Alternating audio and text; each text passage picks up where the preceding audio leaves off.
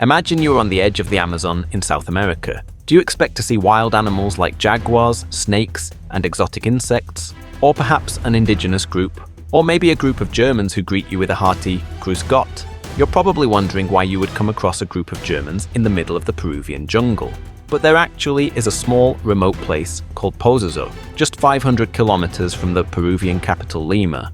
With its green hills, cow pastures, and wooden houses, the small community is somewhat reminiscent of a Tyrolean village. German Austrian delicacies such as Wiener Schnitzel with potato salad are also on the menu. But what made people from Germany and Austria move to a country 10,000 kilometers away? And why are the settlers still living in Peru today?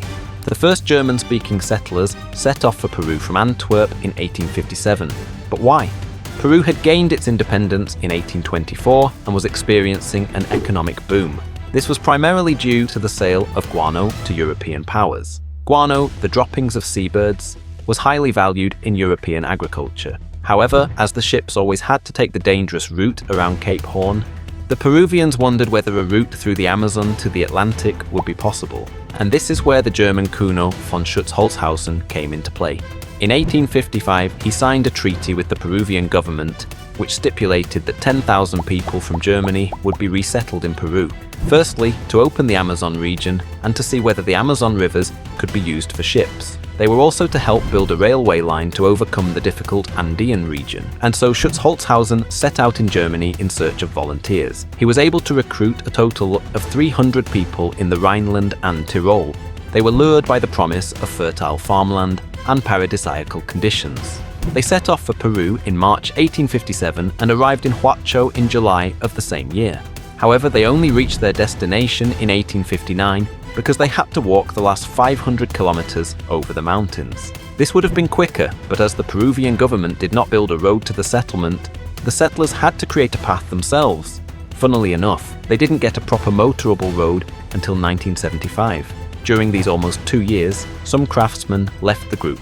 16 people died, and in the end, only 160 of the original 300 people arrived. This was of course a problem for the initial expansion of the colony. In 1868, a group of 200 Tyroleans and Bavarians arrived for the last time. The construction of the railway line was stopped shortly after the settlers arrived because it was simply not geographically or financially possible to continue building it. The government also put the construction of the inland harbour on hold because test runs showed that it was not possible to navigate the river at this location all year round. Now the question is why the immigrants have remained in Peru to this day. The settlers initially had problems with the climate, diseases, and the isolation of the region. However, they quickly adapted and developed a mostly self-sufficient way of life. They grew maize, rice, coffee, and fruit on the fertile soils. In the 1940s, due to the Second World War, the Tyrolean dialect was increasingly suppressed and even temporarily banned by the state. Today, 1,200 people live in the village. There are only a few dialect speakers left, and Spanish is playing an increasingly important role. According to a local, however, more German courses are being offered so that the younger generation is learning the language again. The government is now also supporting Pozuzo with infrastructure projects, such as the expansion of roads and tourist facilities.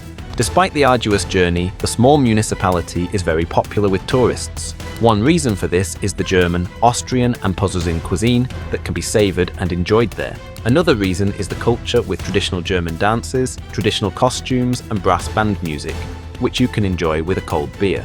That's it for today. Would you have stayed in Peru as a settler, or would you have returned to Europe? Let me know in the comments. If you'd like to find out more about the history of the Irish in the USA, I can recommend my video. Have fun watching it, and see you next time. Ciao.